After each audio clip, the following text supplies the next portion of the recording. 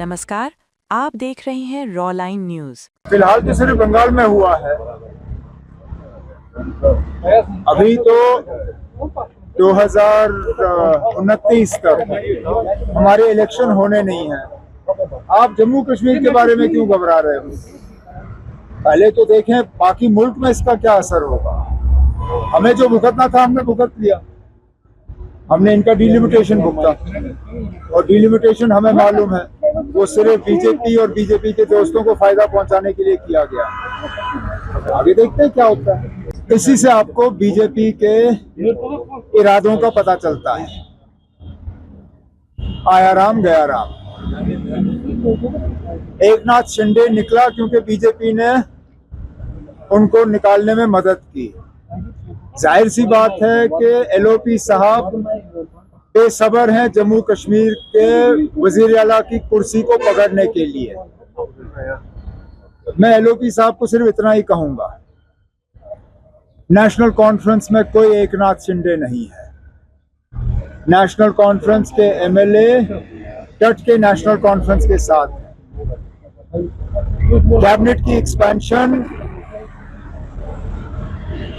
रुका इसलिए है क्योंकि हमें रियासत का दर्जा नहीं दिया गया है। कैबिनेट की एक्सपेंशन डर के वजह से रुका नहीं है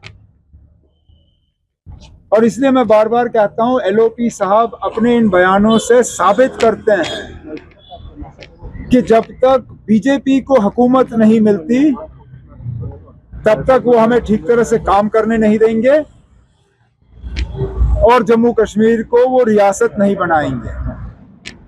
जम्मू कश्मीर के आवाम को और बिलखसूस उन लोगों को जिन्होंने बीजेपी को पिछले इलेक्शन में वोट दिए, उनको इस बात का जो है अब इस चीज़ को याद रखना चाहिए कि ये एलओपी साहब और उनकी पार्टी जो है ब्लैकमेल की सियासत करती है और यहाँ के लोगों को स्टेटहुड के नाम पे जो है डराया और धमकाया जा रहा है। वैसे तो अगर हम सुप्रीम कोर्ट के जजमेंट पे जाएं तो कोई प्रेसिडेंट्स रूल नहीं होना चाहिए।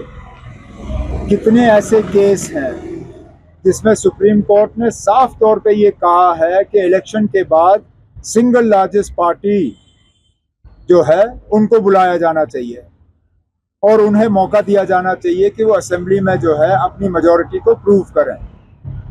यही हुआ था जब वाजपेयी साहब ने 13 दिन की हुकूमत बनाई। प्रेसिडेंट ऑफ इंडिया ने इंतजार नहीं किया कि पहले आप मुझे नंबर दिखाइए। उस वक्त प्रेसिडेंट ऑफ इंडिया ने उन्हें बुलाया, 13 दिन की हुकूमत आई। जब वाजपेयी साहब के पास नंबर नहीं थे उन्होंने इस्तीफा दिया। आज भी अगर आप सुप्रीम कोर्ट के जजमेंट पे जाएं तो राजभवन या आज लोक भवन है, लोक भवन को इस प्रोसेस को रोकने की कोई मतलब जवाजियत नहीं है। विजय को एक गवर्नमेंट फॉर्म करने की इजाजत दी जानी चाहिए, उनको उसके बाद मौका दिया जाना चाहिए। असेंबली में वो अपनी मेजॉरिटी प्रूव करे तो रहेंगे, नहीं प्रूव करते तो उनको इस्तीफा देना पड़ेगा।